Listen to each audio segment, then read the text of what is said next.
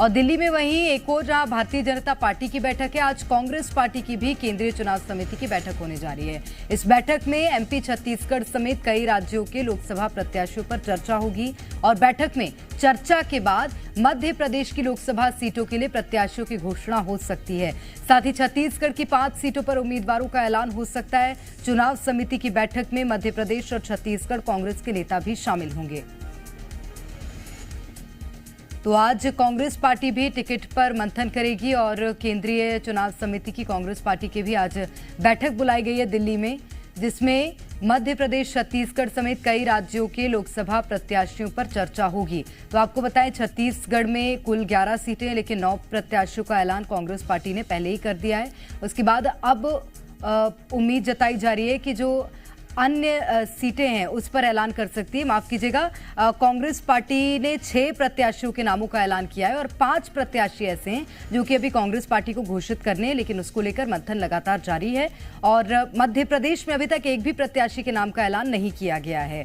और ज्यादा जानकारी लेंगे, प्रमोद शर्मा इस वक्त हमारे साथ राजधानी भोपाल से जुड़ गए। इसी के साथ राजेश निषाद हमारे साथ रायपुर से जुड़े हुए हैं। प्रमोद, सबसे पहले आप ही की ओर रुख करूंगी। जहां एक और आज बीजेपी का मंथन है, वहीं कांग्रेस पार्टी का भी मंथन है टिकट बंटवारे को लेकर।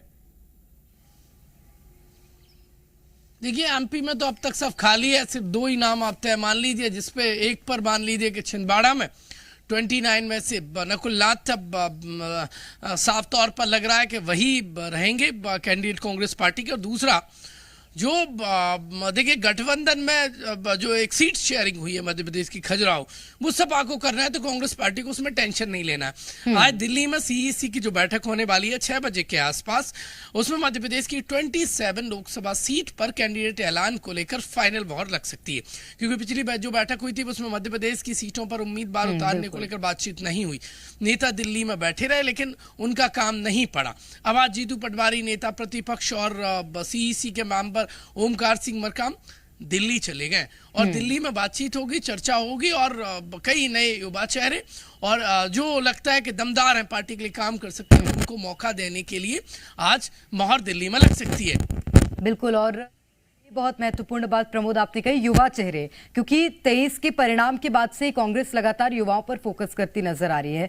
राजेश निषाद, आपसे मेरा सवाल है, जिस तरह से 6 सीटों पर नामों का ऐलान हुआ और कई बड़े नेता ऐसे कांग्रेस पार्टी के जिनको टिकट दिया गया है लोकसभा के लिए, अब बची 5 सीटें और 5 सीटों पर क्या ये माना जा रहा है कि टीएस सिंहदेव को भी एक सीट पर मौका दिया जा सकता है? बिल्कुल, निश्चित तौर पे, चूंकि चर्चाएं तो यही है। लेकिन देखिए, इससे पहले कांग्रेस ने अपने 6 जो लोकसभा सीटें हैं उनके उम्मीदवारों का नामों का ऐलान कर चुकी है।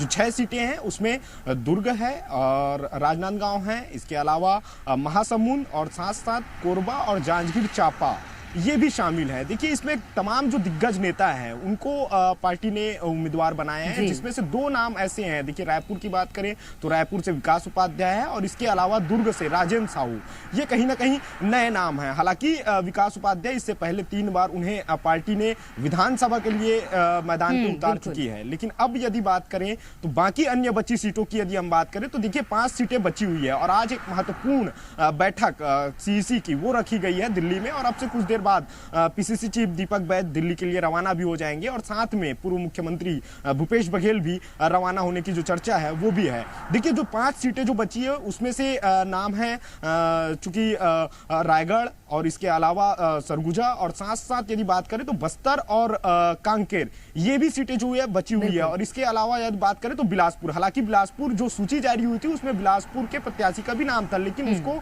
कहीं ना कहीं उसको पूरी तरह से जो है उल्लेखित नहीं किया गया। जो वायरल सूची जो निकल के सामने आई थी उसमें चूंकि बाकी जो प्रत्याशी हैं उनके भी नाम थे, लेकिन उनका नाम को चूंकि अभी रोक दिया गया है। अब कयास ये लगाया जा रहा है कि आज जो महत्वपूर्ण जो बैठक होने वाली है उसमें टीएस सिंहदेव का भी नाम हो सकता है, क्योंकि बिलासपुर से चर्चा यही थी कि टीएस सिंहदेव को उम्मीदवार बनाया जा सकता है। लेकिन अब देखने वाली बात ये होगी जब ये महत्वपूर्ण बैठक होगी तो उसमें उस बैठक के बाद क्या निकलकर सामने आता है, किस चेहरे को मौका मिलता है, जरूर देखना होगा। वो इसलिए क्योंकि पहली सूची जब जारी हुई तो जो क्षेत्रीय राजनीति और प्रदेश की राजनीति में सक्रिय हैं उन नेताओं को मौका दिया है। अब दूसरी सूची में क्या होता है देखना होगा। बहुत शुक्रिया आप दोनों का तमाम जानकारी के लिए।